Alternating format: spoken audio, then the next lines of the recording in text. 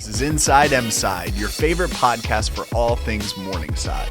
Hear stories from students, alumni, faculty, and more about what makes the Morningside experience so special. Hello and welcome into the latest edition of Inside Mside here on YouTube or wherever you get your podcasts. I'm your host, Zach James, and on today's podcast, we're going to celebrate the Morningside women's bowling team after they made a national appearance after winning the KCAC tournament for the first time in program history, and it's a cool thing to celebrate. And here to help us celebrate it, it's Rachel Spier, Maren Ewertz, and head coach Steve Gonshorowski. Crew, it's a full crew today, but welcome in. So let me get started with this. Just ladies, tell us a little bit about yourselves and your personal backgrounds and your bowling backgrounds. My name is Rachel. I am a senior here at Morningside. I am a pre-med major with a minor in psychology, and I'm involved in the bowling team and lots of other stuff on campus. But I think my bowling history really started when I was when I could walk, basically. My great-grandpa owned a bowling alley, so bowling alley's kind of, it was always there. And so as soon as I could walk and pick up a 4-pound bowling ball, I was bowling. So it was not necessarily tournaments, but lots of Saturday morning leagues, and then high school bowling, and then obviously collegiate bowling. So a lot of birthday parties at the bowling alley. Oh yeah, 100%. All birthdays. All birthdays are at the bowling alley because I got it for free because the bowling people liked me. So.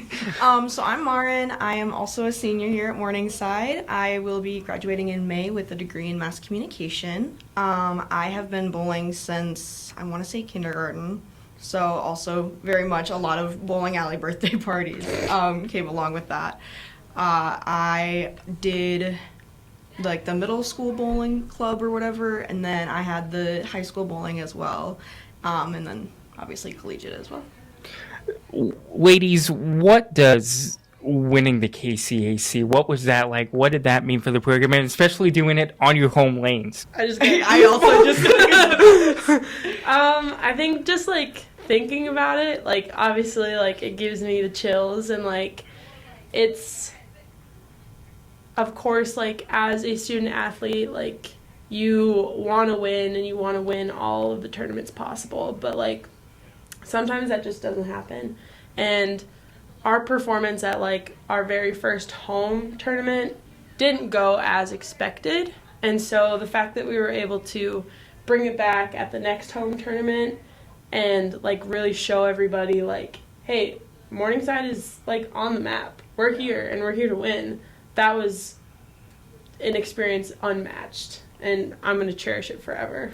Yeah, no, it was crazy. We were not expecting, I don't think, to win. In the last 4 years, we've gotten very close, but we've pushed as hard as we can, and this year I think we showed that it's possible. Steve, what about you? How proud did that make you as a coach for them to qualify for nationals? Well, I think it was a good thing for them that they qualified for nationals.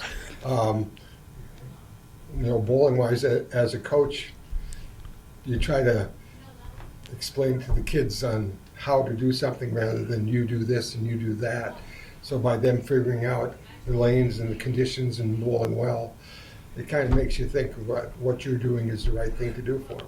You've been wildly successful at a lot of levels. What does it mean for you as a coach to see the success that these ladies had, not only at the KCAC tournament, but also at nationals?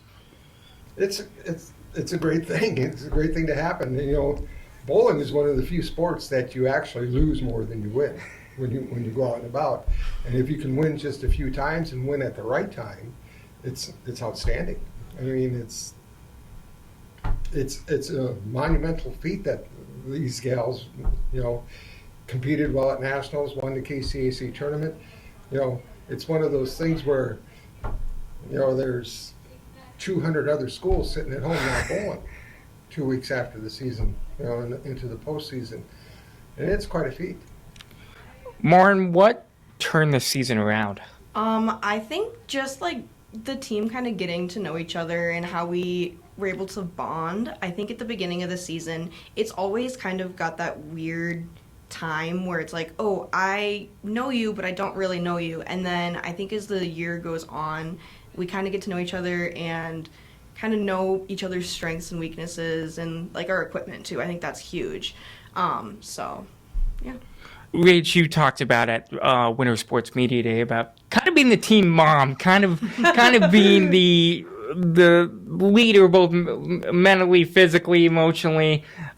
How much does it mean to you that your team got to glue together, and how much credit do you take for that?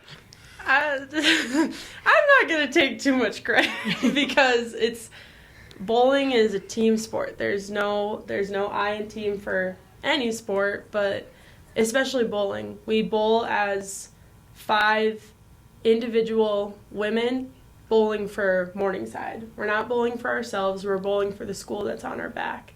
And the fact that I was able to be there with all of my freshman babies and my senior sister, like, it's just like, it's surreal. And I still, like, it baffles me the fact that we, like, last weekend we were literally in Michigan bowling. Like, that's crazy to me. But it's just like, I try not to take too much credit because it's not just me. Like, I'm going to be there to support everybody, but I'm not the one bowling for the other people.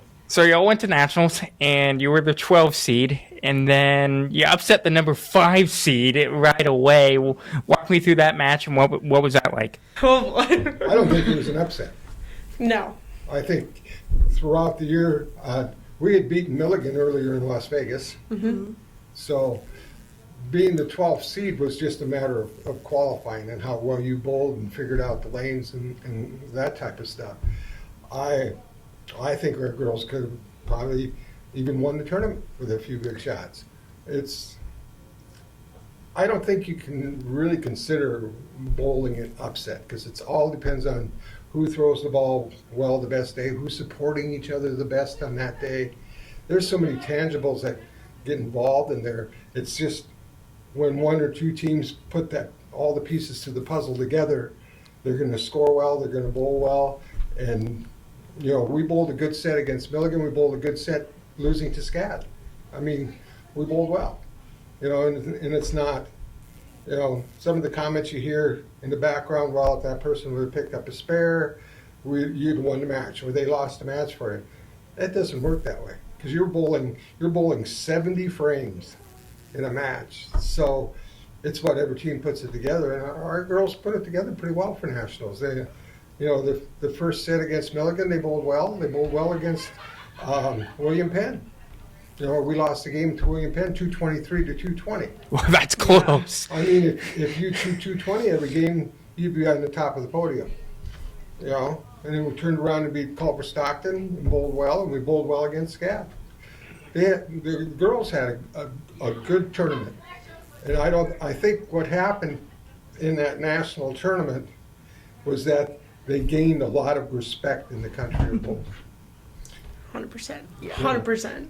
It's a great thing. I mean, and it's exciting. If you sit down and watch a Baker system match, which you know a lot of people aren't familiar with, it gets pretty wound up. It gets pretty intense. Oh my God, yeah. I covered bowling when I was in Clinton, Iowa. It's big out there too, and just you're right, like the Baker and the regulation and how seriously they take it out there. Yeah, bowling is not.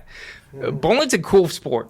Yeah. Thank you, Zach. I appreciate that. It's pretty intense for 2.5 hours. Yeah. I mean, you know. Basketball, you can call a timeout and take a break. You can't take a timeout bowling. You can take timeout in bowling, and football you can take 30 seconds and rest here and there, but it's bang, bang, bang. I mean, you got to make the shots, and I think they did. So, out of curiosity, what were the oil patterns like at nationals? Were they hard? Were they? What was it like just reading the oil patterns in the postseason? The left lane was a lot tighter than the right. Yeah. The left lane was harder. The left lane was harder all day. All the scoring was done on the right-hand side. Mm-hmm. And it just happened that we didn't get our choice of lanes. Against SCAD, we lost 4-3. When we won 3 games on the right-hand lane, they won 4 games on the right-hand lane. So The oil pattern was 44 feet, but the lanes were more reactive than a 44-foot pattern.